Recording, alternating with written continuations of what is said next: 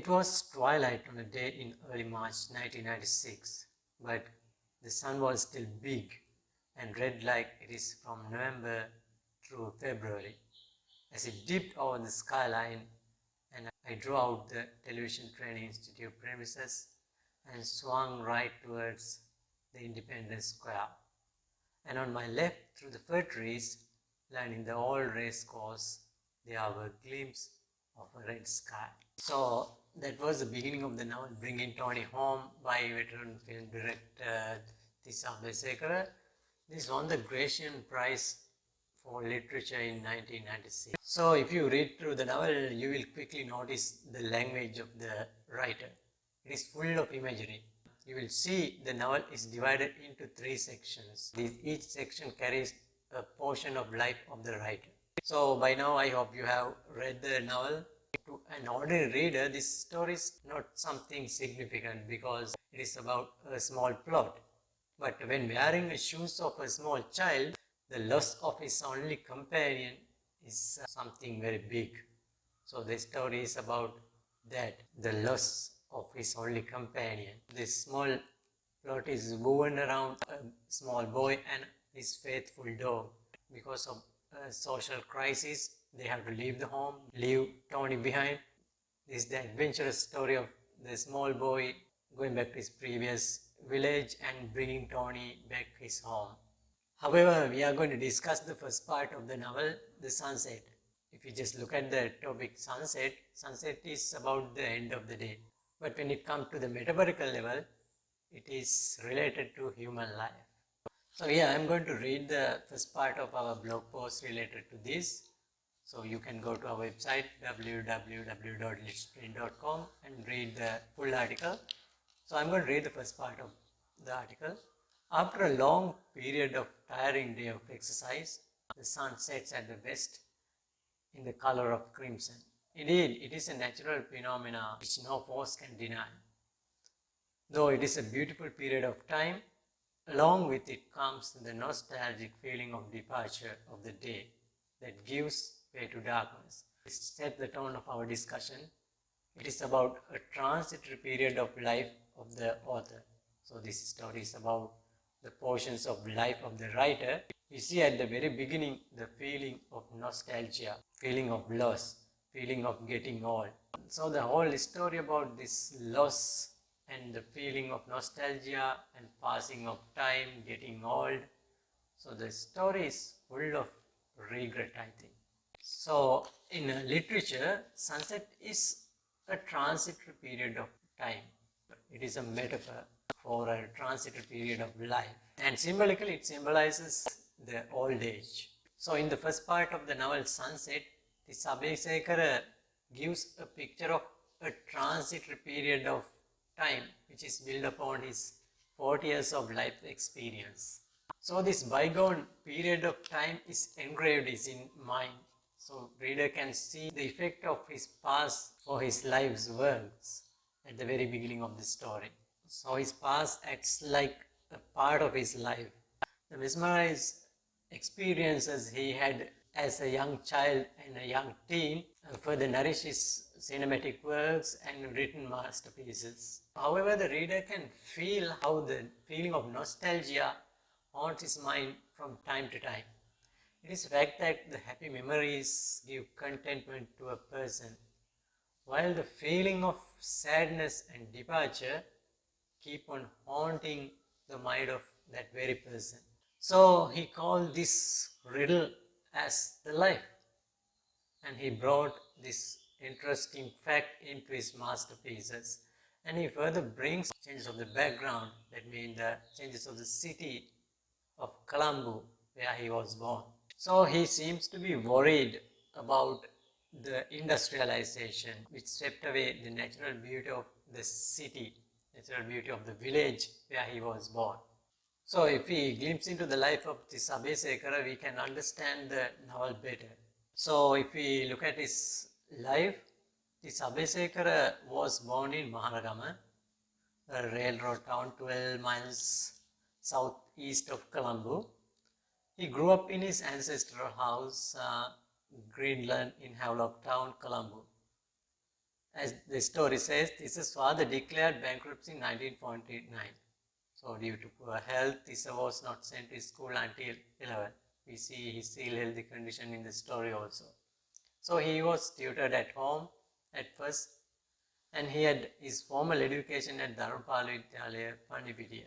By glimpsing at the background of Tissa Abeysekara, we can realize this is the very story about his childhood life. We don't know whether there had been a dog like Tony, but according to the story, we feel that it is a true account of his life.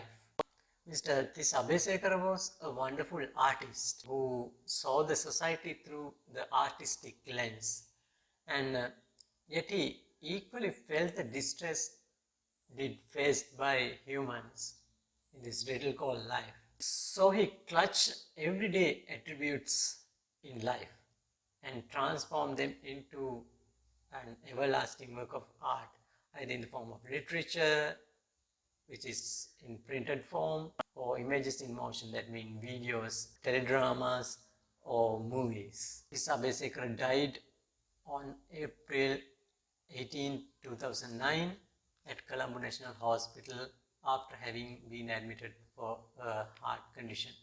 So the BBC stated the void that he has left can only be understood if one looks at a washed away painting and understand and realizes that its beauty can never be glorified or recreated again. So he shall march into history as one of the greatest intellectuals of our time, and the knowledge he left behind will profit many a generation, including yet to unborn. So the first part of the novel, The Sunset, is about the life of Tissa Abeysekara as an old person and a professional filmmaker. So at the beginning we see he is directing a teledrama called Pitagankaryo. The meaning of Pitagankaryo is outsiders in English. So this teledrama acts as a portal that connects his past to present, that connects his past and present lives at the beginning of the chapter. We see the shooting of the final scene of the teledrama is kept parallel to his drive back home. So here he clearly juxtaposes the past with the present. The differences are very clearly outlined of the bygone era, 1950s and 1990s, as well as it is clear illustration between his village that he used to live and urban industrialized town now he lives. So we can see the shift of time. So he's directing about the past and he lives in the present. So we can see the effect of the past life of him to his present life. So as he further explained, the stories about the essence of his childhood memories. As he says, his memories and experiences are which provided me with the dramatic and emotional backdrop for the narrative in Pitagankaryo. So we can see it awakens the childhood memories of his childhood. So we see how he journeyed through the beautiful paddy fields with Tony and bringing him back home, and the memories that half slept in his mind like sweet nostalgic dream. So we can see how he drowsily compares his changes within himself and the changing outside world, which makes him feel more and more nostalgic about getting old, about the loss of things, loss of time and loss of companionship. If I put the same thing in his own words, as he said, but as I drove home, I felt disoriented, like when coming out of a coma. Pitagankaryo, like a drug, had got into my bloodstream, and both within and without, I was in a twilight zone. By looking at his utterance, we can see the understanding of one's old age and unfulfilled dreams of his youth that can be never recovered. It's a feeling that is unexplainable. So writer is longing to go back to his young age and he realizes his inability to do so. So we see this is vividly portrayed through the above comment, above utterance. So we can draw parallels to his family background and the reasons behind the father's bankruptcy when we read the latter part of the first part of the novel. So as he was in his young age, he could not understand these economic changes and the changes in the surrounding. And Tissa Abeysekara remembers that he was unable to resist the changes in his life. So they had to change the location due to the economic condition, and they had to leave the familiar background and familiar friends and everything. Most importantly, Tissa had to leave his only friend behind. So this separation is only friend. As he said, he had no much friends. He was at home until 11. The separation is one of the vacuums in his bygone life that he is still unable to fill. We can see that through his speech. It has left a deep pain of the lost relationship. Now, at the present time of the story, that means in 1996, the narrator is in a stable economic condition. So he is in a position to manage his financial conditions very well. But the reality is he cannot go back to his young age to make things correct, because time is like a journey. It's like a flow of a river which cannot flow otherwise. So it is a deep philosophical explanation of life. So it is a realization of life, because we can go back to our young age. Now, realizing he is in the twilight zone of his life, he longs to go back to his young life. According to research, this is a typical feeling of nostalgia at the old age. When we are getting old, we try to cling into our memories of our young age. So that is natural. So this through events of life make this book is more human, so realistic and close to life, which makes it read worthwhile.